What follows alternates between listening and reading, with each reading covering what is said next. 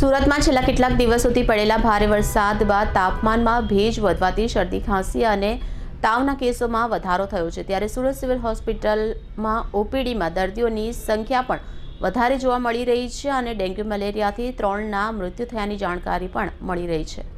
શહેરમાં dengue malaria અને ઝાડા ઉલટીના રોગચાળાના કારણે હાલ ગંભીર સ્થિતિ ઊભી થઈ છે। ઝૂંપડપટ્ટી અને ગીચ વસ્તીવાળા વિસ્તારોમાં અપૂરતી આરોગ્ય સુવિધાના કારણે રોગીઓની સંખ્યા ઝડપથી વધી રહી છે।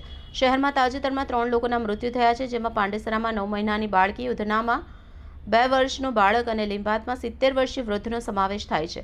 તમામ કિસ્સાઓમાં ઝાડા ઉલટી અને તીવ્ર તાવના લક્ષણ જોવા મળ્યા હતા। માત્ર સુરત સિવિલ અને હોસ્પિટલ અને સ્મીમેરમાં જ છેલ્લા 15 દિવસમાં રોગીઓની સંખ્યા ચિંતાજનક રીતે વધી છે, જેમાં ડેન્ગ્યુના 242, તાવના 210, મેલેરિયા 115, ઝાડા ઉલટીના 88 કેસ નોંધાયા છે। શહેરની શેરીઓમાં ખાનગી ક્લિનિક અને હોસ્પિટલ પણ દર્દીઓથી ઉભરાયું છે।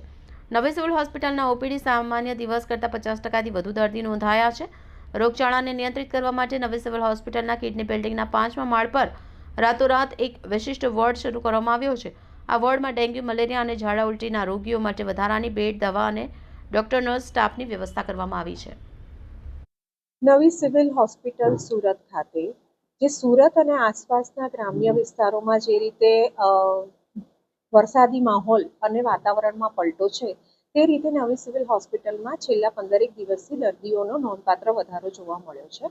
આવા દર્દીઓ મોટાભાગે અમારા મેડિસિન અને પીડિયાટ્રિક ઓપીડીમાં આવતા હોય છે। મેડિસિન વિભાગની ઓપીડી અમારી લગભગ 800 થી 850ની હોય છે, જે પૈકી 400 નવા દર્દીઓ હોય છે અને પીડિયાટ્રિક વિભાગની ઓપીડી 280 થી 300ની હોય છે, જે પૈકી અમારા 150 થી 250 દર્દીઓ નવા દર્દીઓ તરીકે સારવાર લેતા હોય છે।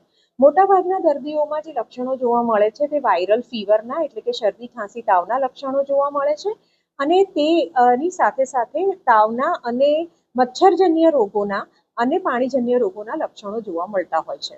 આવા દર્દીઓને ડૉક્ટર દ્વારા યોગ્ય તપાસ અને નિદાન કરાવી જરૂરી સારવાર આપવામાં આવે છે। ગંભીર બીમારીથી પીડાતા અથવા તો ગંભીર લક્ષણોવાળા દર્દીઓને અહીંયા દાખલ કરી જરૂરી સારવાર આપવામાં આવે છે। નવી સિવિલ હોસ્પિટલનું તંત્ર આ માટે સુસજ્જ છે। નવી સિવિલ હોસ્પિટલમાં પીડિયાટ્રિક વિભાગમાં અત્યારે 180 વોર્ડની તૈયારી છે અને તે ઉપરાંત જો જરૂર પડે 50 થી 60 ખાટલા અને નવો વોર્ડ ચાલુ કરવાની તૈયારી થઈ ગયેલ છે અને જેના માટે સ્ટાફ, ઇન્ફ્રાસ્ટ્રક્ચર અને દવાઓનો જથ્થો એની વ્યવસ્થા કરવામાં આવેલ છે। તેવી જ રીતે મેડિસિન વિભાગમાં જો જરૂર પડે તો નવો વોર્ડ ચાલુ કરી અને તેને માટે પણ સ્ટાફ, ડોક્ટર્સ અને દવાઓનો જથ્થો ની વ્યવસ્થા કરવામાં આવી છે। જરૂર પડે સુપ્રિન્ટેન્ડન્ટ શ્રી દ્વારા એના માટે જરૂરી નિર્ણય લઈ જરૂરી પગલાં લેવામાં આવશે।